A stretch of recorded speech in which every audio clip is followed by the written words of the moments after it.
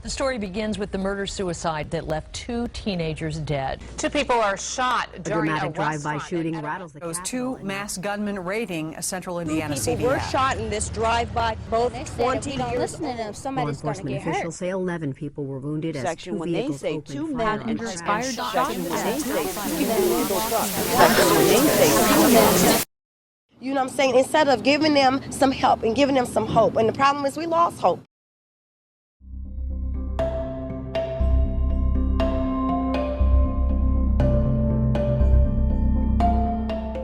Not every child makes it through a traditional school, but what happens if alternative schools don't work for your child?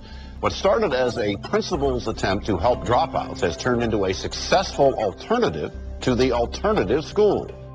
I had the privilege of being a high school principal at Concord High School. I was there as administrator for 20 years. However, after a period of time, I noticed that some of our students were still losing hope. We were allowing too many students to drop out of school, too many students were being expelled. I then started to visit some of those students who dropped out and started to ask them questions about what could we do in the school environment to make school better. If we could totally rewrite the script, what would it look like? Pete Legal challenged me. He said, "You know what, Staley? It's time for you to open your own school." And that was the first time where I really got serious about thinking about the option of opening a school. A friend called me on the phone and said, "I've got an extra warehouse. Can you think of any reason or any way you'd want to use this space?" And we birthed our first crossing in the winter of 2003. It's helped my education improve and changed my life a great deal. I mean, the teachers here are really good people, and they work with you one-on-one and advanced me to even go into Ivy Tech now. Rob, who was my former boss at Concord High School, would call me and say, "I have an amazing opportunity for you." I love working with, back in the day it was called at-risk kids, but kids that didn't fit into a traditional high school setting. Those kids are trouble, or those kids have issues, or these are the things that you hear, but Jesus loves them the same as he loves me, and so that opportunity to pour into those kids' lives and be able to be real with them in whatever capacity I want to be was what the Crossing is all about. We address the emotional, the mental, the social, and even the spiritual dimensions of a student's life. Like in all nonprofits, finances are always a big issue. From the very beginning, we had to raise all the money, and it was very difficult. I remember the day when I would call our teachers and say, "I'm sorry, but this pay period you can't be paid. Thank you very much for serving. You recognize this is a ministry, and we just don't have the money to pay you." We were driving down the road when it was the week of my first paycheck, and feeling excited about being at the Crossing, and Rob Staley called and said, "Christy, we're short on payroll. In fact, we're significantly short, and we are asking you as a principal to not take a paycheck so that your teachers can get paid." There have been times, I will say, that it really tests one's faith to have to step out knowing that we may not make payroll this week. We may not be able to pay our bills this month. Basically drives you to your knees to pray. So I looked at my husband and said, "John, that was Rob, and he would like for me not to take a paycheck so that we could pay the teachers this week." And John looked at me and said, "Christy, we're missionaries. If we ever get a paycheck, it's a gift. And so it's okay. We'll go without a paycheck this time, and we'll know that God will provide." The next day, Rob called me and said that not only would I be getting a paycheck, everybody would be getting one, because we reached payroll and actually exceeded it. It was such a gift to be able to go back to my husband, my children, and friends and family members to be able to share the way God had provided, not just for us personally, but for the Crossing as a whole. We have 15 campuses in Indiana, and we are contracted with 34 school corporations, and not all of them have been easy to get started. One example that comes to my mind in Monticello, Indiana, I had for 2 different years meetings with an area superintendents, and it was a struggle. As a matter of fact, the last time I met with them, I simply said, "That's it, I'm done. We'll never have a school here. This isn't going to work. It's too difficult." And then 2 ladies said, "We're going to pray until God opens the door for the Crossing to come here." A friend and I went up to the Family Times at 3 of the areas up north. And one young man stood up and told his testimony, and he found out we were interested in getting one started down here, and he looked at us and he said, "You've got to do this. It saved my life." I have a nephew who murdered my parents in 1998. He now will live the rest of his life in the state prison, and I can't help but think that would be different had there been a crossing for him to go to.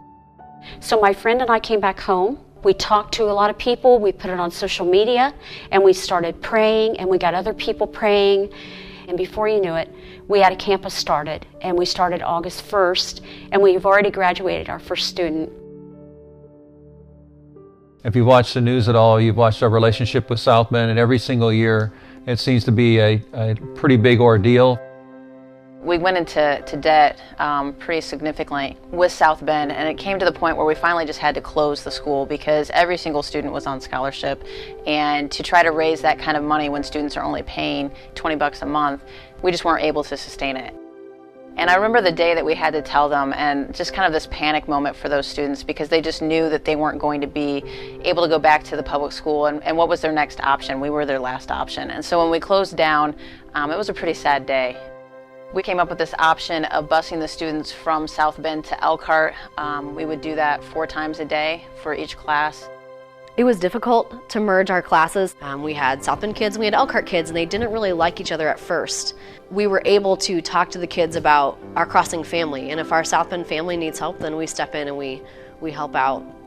The kids really came together and built some strong relationships. It was neat to see the beauty that came out of that struggle. It was a pretty exciting time when we were finally able to move back into Southgate Church. They said, you know what, you need to be in South Bend. We know you need to be in South Bend, and just gave us part of their building. Coming back from Elkhart to South Bend, and actually even being linked up with a church like Southgate, and being able to move in and feel like we had a home in South Bend. Regardless of what we tried to do, we really felt like God was doing something. He was in control, and we were going to trust Him for the time that we had. Yeah, Eddie, or J.R. Ward, I'd known him since he was a little kid. He was actually a part of my church, and I was actually the one who introduced him to the crossing.